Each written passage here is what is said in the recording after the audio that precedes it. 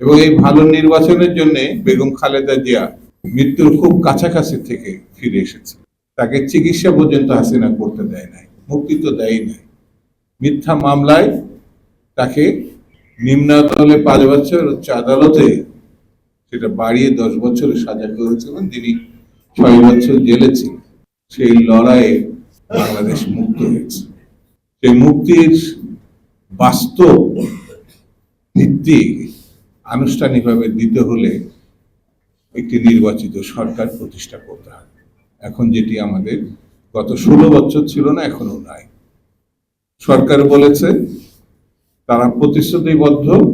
আপনি এনসিপির আপনি হাঁস খেতে চেয়েছেন, আপনাকে নিব না যুদ্ধে, মানা করবেন নাকি বলবেন যে আপনি শিবির শুনেছি আপনি এক সময় রক কাটতেন, আপনাকে নিব না সাথে যুদ্ধে? আওয়ামী লীগ আসুক, গুলি করুক, গেরিলা যুদ্ধ চলুক, আমরা তখন বিভক্তিগুলো সৃষ্টি করব। আগামী নির্বাচনটায় যদি আমরা সবাই অংশগ্রহণ করতাম আর ফ্যাসিস্ট শেখ হাসিনা ক্ষমতায় থাকতো, আমরা একসাথে জোটবদ্ধ নির্বাচন অতীতে করি নাই।